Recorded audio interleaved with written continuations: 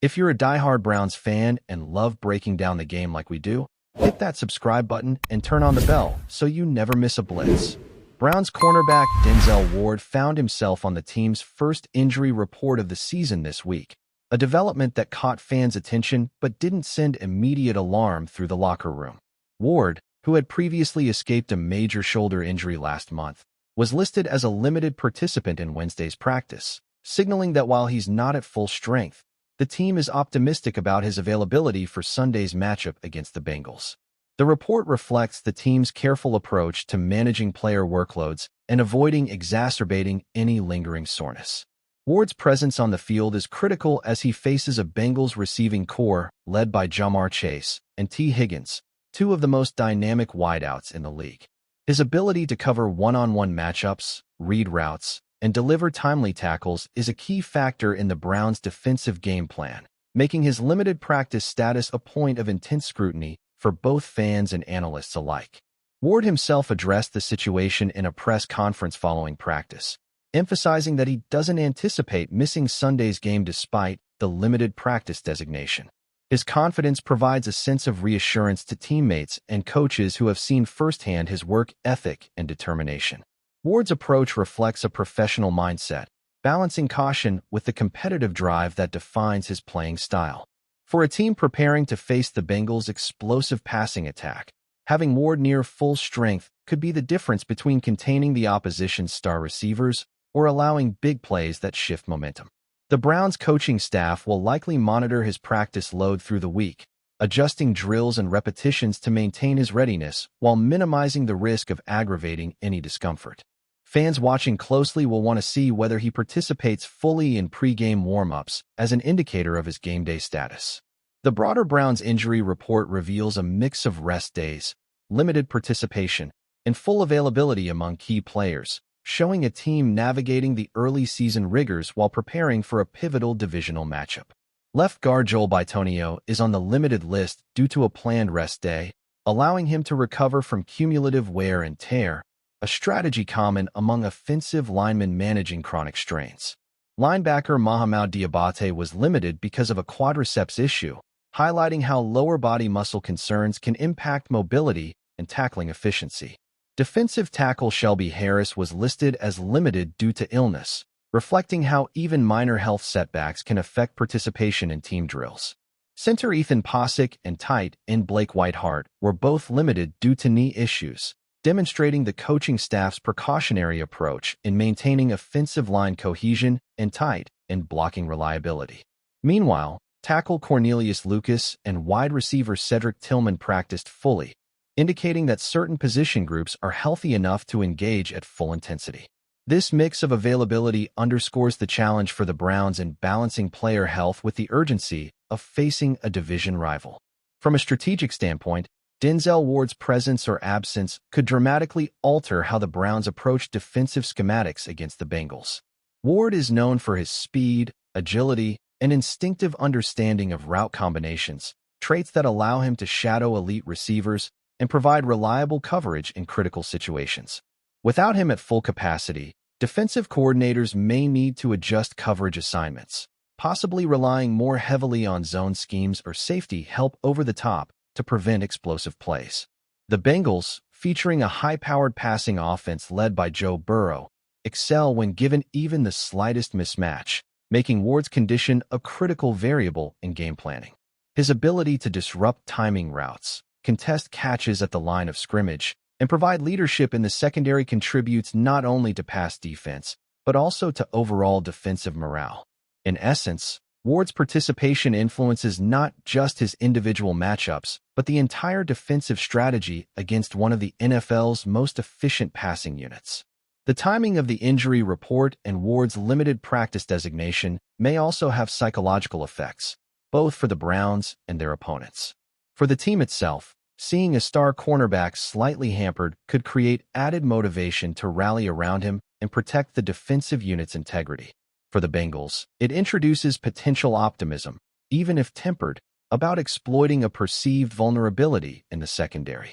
Coaches and analysts will scrutinize every practice rep and pre-game warm-up to gauge whether Ward's shoulder is functioning at peak performance or if modifications are needed to preserve him for critical snaps. In high-stakes divisional matchups, these subtle shifts in player health perception can influence play-calling tendencies, risk management, and even confidence levels among quarterbacks and receivers. How the Browns manage Ward and other limited participants could ultimately shape the tone and outcome of the game well before kickoff, demonstrating the strategic ripple effects of even minor injury reports. The inclusion of other players on the limited list further complicates the Browns' preparations, particularly when multiple position groups are impacted simultaneously. Offensive lineman Joel Bitonio's rest designation helps preserve his endurance and reaction time against a Bengals defensive front capable of exploiting any gaps.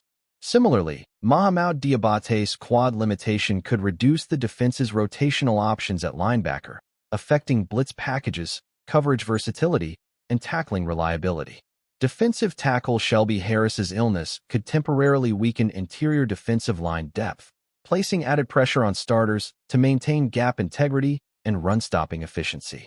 Center Ethan Posick's knee issue, coupled with tight end Blake Whitehart's limited knee participation, poses questions about blocking schemes, short yardage efficiency, and quarterback protection.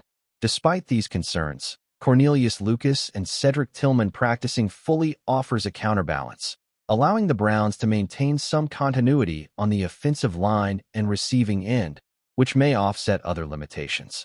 Balancing these variables is a nuanced task that tests both coaching acumen and player resilience heading into a crucial divisional clash. The narrative around Ward's health and the Browns' practice report also sheds light on the delicate timing of player conditioning and strategic rest management in the NFL. Teams frequently navigate the tension between preparing players for immediate games and preventing long-term injury setbacks that can derail an entire season. Ward's limited participation appears to reflect a cautious approach, ensuring he remains capable of performing at his elite level without risking aggravation of his shoulder.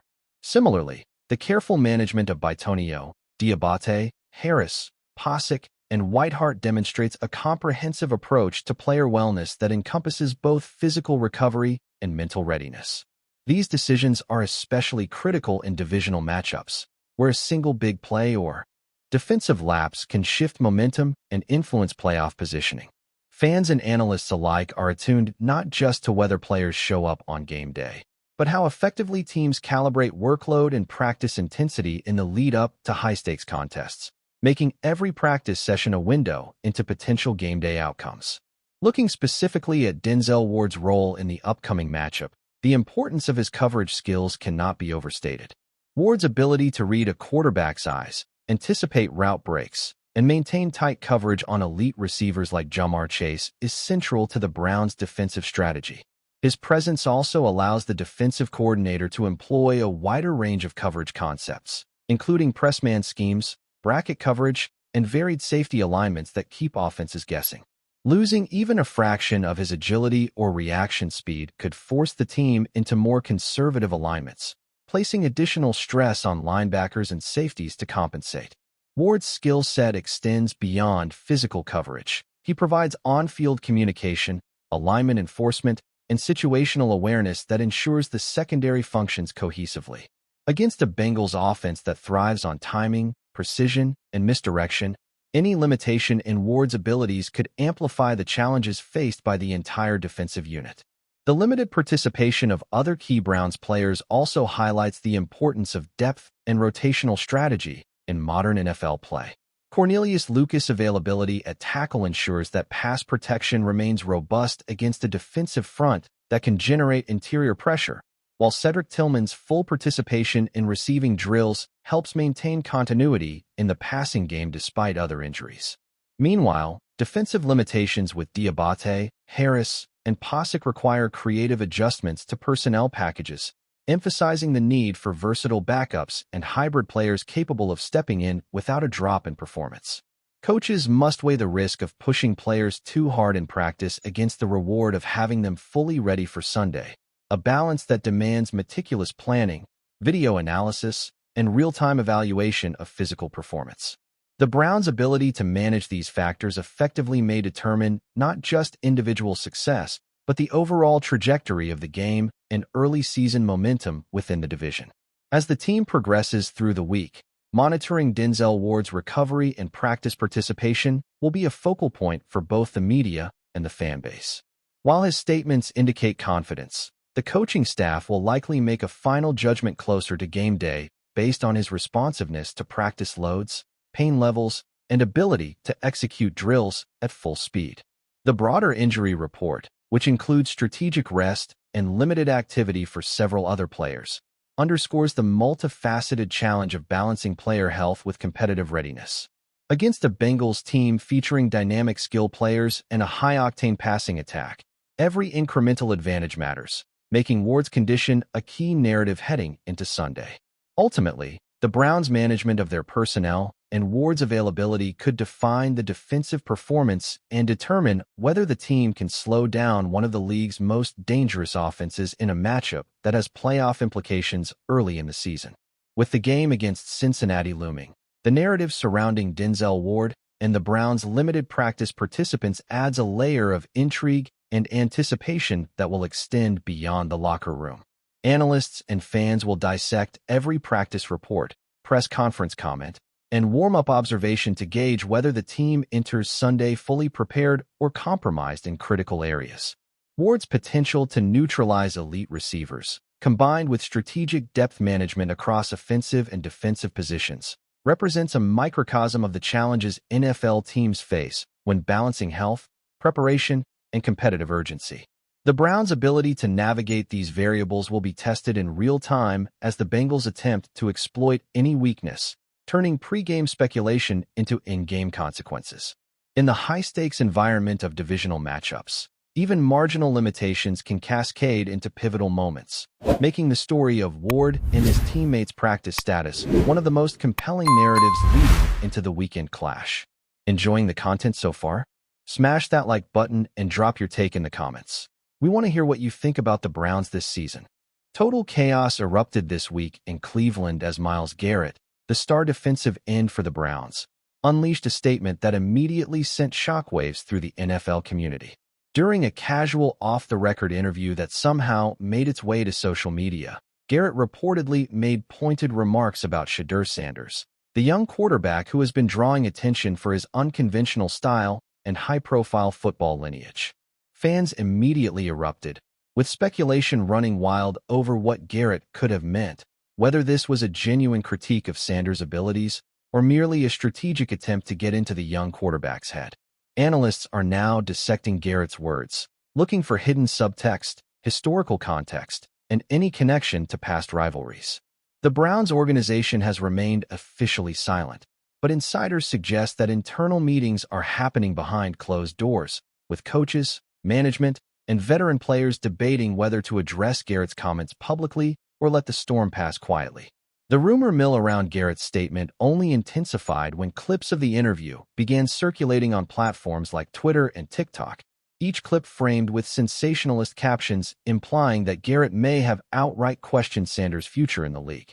Sports bloggers, podcast hosts, and fan forums exploded with speculation, with debates breaking down not only on Sanders' skill set, but on Garrett's motives and reputation for speaking bluntly.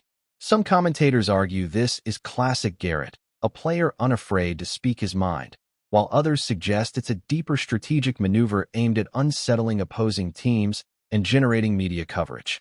Meanwhile, Sanders has remained mostly quiet, issuing only a brief social media post expressing his focus on practice and improvement, but even that has been dissected for tone, word choice, and implications, as if every syllable carries secret meaning in the world of professional football. Sources close to the Browns' locker room have hinted that Garrett's comments have sparked tension within the team, with several veteran players reportedly uncomfortable with the level of public scrutiny now surrounding their young quarterback. According to insiders, Garrett has a history of speaking candidly in private, but once amplified by social media, his words take on a life of their own, creating narratives far beyond the original intent. Coaches are said to be strategizing on how to keep locker room morale intact, especially with the regular season looming. The potential fallout could influence team chemistry, quarterback confidence, and even the Browns' draft and trade strategies. Every play, every interaction, and every sideline gesture is now being analyzed through the lens of this controversy, making every practice session feel like it's under a microscope, magnifying pressure on both Garrett and Sanders simultaneously. Meanwhile, fans have been relentless in voicing their opinions online, some defending Garrett as a straight shooter who refuses to sugarcoat his perspective, while others accuse him of undermining a rising star in the league. Memes, reaction videos, and discussion threads have multiplied exponentially, with every small rumor treated as breaking news. There's even chatter about whether this incident could mark the start of a long-standing feud, reminiscent of some of the league's most infamous rivalries. The narrative around Garrett and Sanders has already begun to shape how opposing teams prepare for games against the Browns, with defensive coordinators speculating about whether tension between these two players could be leveraged as a tactical advantage. Social media algorithms have ensured that the story spreads far beyond Cleveland, capturing national attention almost instantly. Interestingly, the story has taken on an almost cinematic quality in the sports media, with Garrett portrayed alternately as a fiery veteran and a provocateur, while Sanders is cast as the promising young talent facing unexpected scrutiny. Analysts have speculated about the psychological impact on Sanders, questioning whether such public criticism from an established NFL star could serve as motivation or create additional hurdles. Several former quarterbacks have weighed in, noting that early career challenges often define a player's resilience and trajectory. Meanwhile, fantasy football enthusiasts are recalculating projections, wondering if Garrett's comments might influence Sanders' in-game performance or even the Browns' overall offensive strategies. The ripple effect of a single statement is being felt across locker rooms, social media, and betting markets alike, illustrating how one explosive comment can morph into a full-blown narrative affecting the entire league. Even beyond the field, Garrett's remark has inspired broader discussions about player conduct, mentorship, and the pressure placed on young quarterbacks in high-profile programs.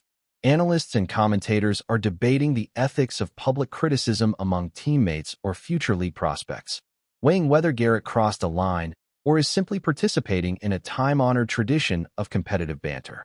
Sports psychology experts have joined the conversation, explaining how players internalize criticism and the importance of leadership dynamics in team cohesion. At the same time, Sanders' fan base has rallied in support, posting highlight reels, motivational quotes, and personal messages to counteract any perceived negativity. The situation is no longer just about football skill. It's a social media phenomenon, a team morale challenge, and a test of character for both Garrett and Sanders, magnifying the story beyond its initial spark. Behind the scenes, sources claim that Browns management is quietly monitoring the situation, with internal meetings focused on ensuring that any fallout does not distract from the team's season objectives.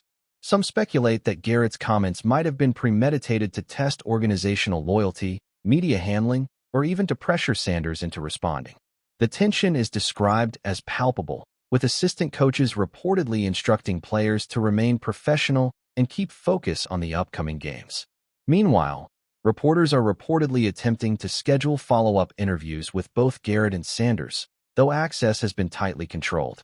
Every statement, clarification, or non-response is being dissected and debated, feeding a continuous cycle of speculation, rumor, and commentary that keeps the narrative alive and escalating, ensuring the story remains in the public eye far longer than a typical sports headline. Social media has also amplified personal opinions from celebrities, former players, and analysts, each adding a new layer to the story's complexity. Some take Garrett's side, arguing that seasoned players have a right to critique emerging talent publicly if they believe it reflects league realities. Others view Sanders as the symbol of a new generation, suggesting that such comments are unnecessary and potentially damaging. The online dialogue has expanded to include debates about mentorship, respect, and generational differences within professional sports. Every tweet, post, and video clip adds a new dimension, sometimes contradicting previous narratives or introducing fresh theories about what Garrett's underlying intentions might have been. As a result, the story has grown exponentially, becoming not just a football rumor, but a cultural talking point, illustrating how modern sports controversies transcend the field and enter the broader media ecosystem. Interestingly, some commentators have begun hypothesizing that Garrett's remarks could be a deliberate distraction, designed to shift media attention away from other team issues or league developments. Analysts are noting patterns in how veteran players sometimes leverage controversy for strategic purposes, either to motivate themselves, unsettle opponents, or create bargaining chips in negotiations. This has led to intense scrutiny of both Garrett and Sanders' public behaviors, interactions with teammates, and media strategies. Every practice session, press conference, and public appearance is now evaluated in light of this comment, with speculation reaching into hypothetical trade implications, contract negotiations, and even coaching adjustments. Rumors about potential team reactions, internal conflicts, and media strategies dominate the conversation, making Garrett's statement a focal point for analysis far beyond its initial moment of controversy. Finally, the story has reached a point where it is not only a sports narrative but a cultural phenomenon, illustrating the power of modern media, social perception, and celebrity influence in professional athletics. Garrett and Sanders are now at the center of a multi-layered saga encompassing talent evaluation, team dynamics, media manipulation, and fan engagement. Each interaction they have is scrutinized for hidden meaning, each public appearance interpreted as a response or provocation. Analysts, bloggers, and fans are locked in a continuous loop of interpretation, feeding rumors that grow more elaborate with every cycle. While the Browns organization quietly hopes for resolution or deflection, the broader sports world watches with fascination, aware that one offhand comment has spiraled into a narrative with endless permutations, ensuring that Garrett, Sanders, and Cleveland remain trending topics for weeks to come, fueling speculation, conversation, and perhaps even future storylines that have yet to unfold. Thanks for riding with us on another Browns Blitz. If you liked the video, share it with a fellow fan, hit subscribe, and ring that bell so you're always part of the Dawg Pound conversation. Go Browns!